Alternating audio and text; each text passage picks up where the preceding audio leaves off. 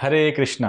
तो आज का विषय है घर में रहकर भक्ति कैसे करें। तो जो भी भक्त भक्ति करते हैं उनका अधिकतर प्रश्न यही होता है कि हम घर में रह के भक्ति कैसे करें।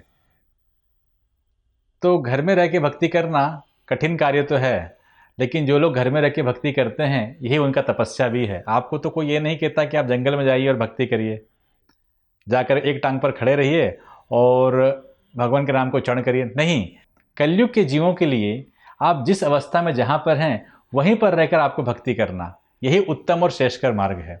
इसी प्रकार से जो लोग घर में भी रहते हैं तो नानाविध प्रकार की जो परेशानियाँ आती हैं उसे झेलते हुए भक्ति करना, यही हमारी तपस्या है। तो इसका हमें ज्ञान होना चाहिए कि हमारे लिए कोई एक्स्ट्रा तपस्या नहीं दी गई है करने के लिए, हमें उसी में रहते हुए भक्ति करना है। जैसे जब हम घर में रहते हैं तो हमें हमारी आजीविका के लिए ऑफिस जाना होता है, या हम किसी व्यापार से संलग्न होते हैं, या नानाविध प्रकार के कार्यों करते हुए हमारी आजीविका चलाते हैं, तो हमें उस पर भी ध्यान देना है, साथ ही साथ हमें भक्ति भी करना है। सबसे पहले हमें हमारे जीवन की जो सीमाएं हैं या हमारे जीवन की जो भी वासनाएं हैं उसे धीमे धीमे कम करना पड़ेगा, या हमारी जो ज़रूरतें हैं उसे धीमे धीमे कम करना पड़ेगा। क्योंकि आप जितनी अपनी ज़रूरत बढ़ाएंगे उसको पूरा करने के लिए आपको उतना घंटा काम ज़्यादा करना पड़ेगा। जैसे कि एग्जाम्पल देता हूँ कि एक भक्त हैं, उनका सैलरी बहुत कम है, उन्हें जीवन जीने के लिए रोटी कपड़ा मकान इन चीज़ों की आवश्यकता है, किंतु जब वो देखते हैं कि और भक्तों के पास ये सब है, मेरे पास नहीं है, तो वो प्रयास करते हैं उस चीज़ को प्राप्त करने के लिए। भक्तिमय जीवन संयमी होना चाहिए, न कि लालच वाला होना चाहिए। यदि हम जब वो चीज़ करते हैं तब क्या होता है कि हम भक्ति न करके किसी और वस्तु पर ध्यान दे रहे हैं, और हमारा जो समय है वो भक्ति पर न जा करके किसी और वस्तु पर लगता है। इसीलिए हमें समय नहीं मिल पाता भक्ति करने का। जैसे भक्त लोग हैं, कई बार ऐसा होता है कि भक्त किसी और भक्त को देखते हैं और एक ऐसा एक्सपेंस कर लेते हैं जो उनके जो वेतन होता है उसकी सीमा में नहीं आता, और फिर उसके लिए वो 1-2 घंटा और पार्ट टाइम करते हैं, या फिर कोई और तरीका निकालते हैं अपने धन अर्जन करने का। उससे क्या होता है कि उनका जो समय, जो टाइम भक्ति को देना था, वो टाइम मात्र पैसों का अर्जन करने में दे रहे हैं। कई बार ऐसा होता है जो हमारे परिवार के जो लोग हैं वो लोग भी थोड़ा डिस्टर्बेंस करते हैं। अरे तुम लहसुन प्याज नहीं खाते, ऐसा क्यों? अरे तुमने ये किया, तुमने वो किया। इस प्रकार के नानाविध प्रकार के बहाने आपको बताते हैं और आपको डिमोरलाइज करते हैं। हमें देखना चाहिए कि हमसे उन्नत भक्त कौन है, जो हमारी तरह ही घर में रह के भक्ति कर रहा है, और उसने ये सारी परेशानियां कैसे झेली हैं। उसके जीवन में तो कुछ ना कुछ परेशानियां आई ही होंगी, तो उसने अपने भक्ति जीवन में ये सारी परेशानियां कैसे झेली हैं, वैसे भक्तों से मुलाकात करना चाहिए, उनसे मिलना चाहिए और उनसे इन परेशानियों से बचने का उपाय ढूंढना चाहिए। तो आप जैसे ही ऐसे भक्तों का संग करने लगेंगे जो लोग आपकी तरह ही घर में रह के भक्ति कर रहे हैं, आपकी तरह ही परेशानियों को झेल रहे हैं, और उसमें से ही वो निराकरण निकाल करके भक्ति को एक सही दिशा दे रहे हैं, तो अपने आप ही आपको आपके सारे सवालों का जवाब मिल जाएगा, और आप धीमे धीमे करके जो प्रॉब्लम फेस कर रहे हैं अपने घर में उससे आप ऊपर उठ पाएंगे। हमारे संस्थाओं के द्वारा आप जा सकते हैं। हमारे संस्थाओं में बहुत सारे गृहस्थ भक्त आते हैं। प्रभुपाद जी ने एक ऐसा घर बनाया है जिसमें सभी लोग समाविष्ट हो सकते हैं।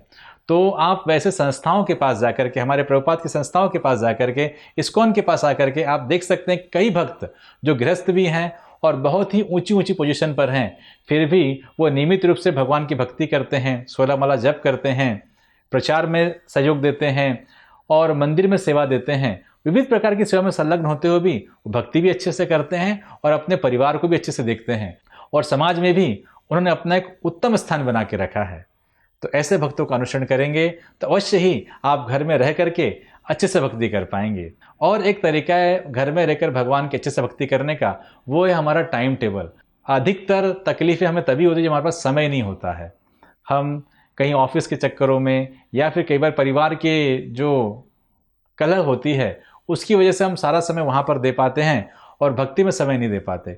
इसके लिए हमें हमारा समय निर्धारित करना पड़ेगा।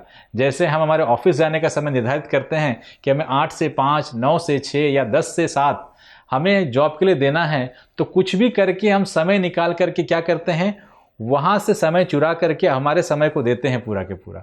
कुछ भी करके 10 बजे मुझे जॉब पर पहुँचना ही है। उसी प्रकार से हमें भी हमारा भक्ति करने का टाइम भी फिक्स रखना चाहिए कि मुझे इतने से इतना टाइम तो केवल भगवान का है, वो मुझसे कोई छीन नहीं सकता।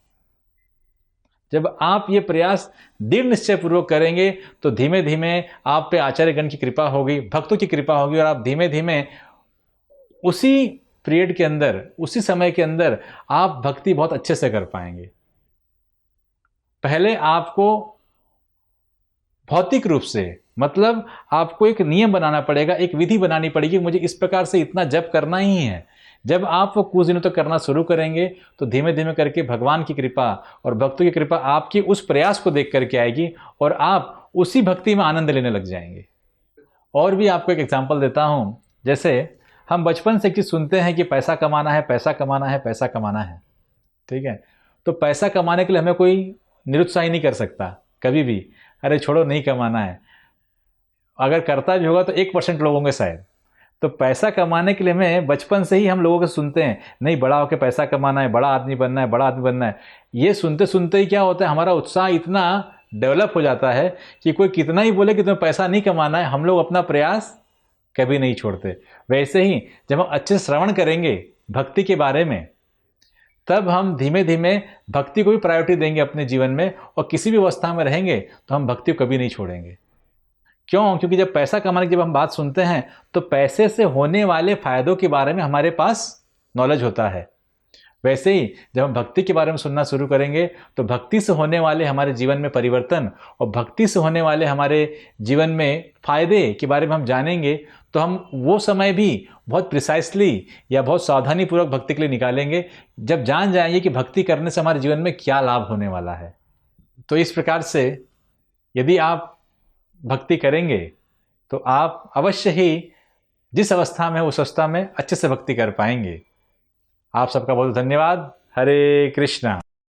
ऐसे ही और भक्तिमय कार्यक्रमों के लिए देखिए हरे कृष्णा टेलीविजन, और इसे प्राप्त करने के लिए आप अपने केबल अथवा DTH ऑपरेटर से संपर्क करें तथा और अधिक जानकारी के लिए आज ही डायल करें 7666 839 839।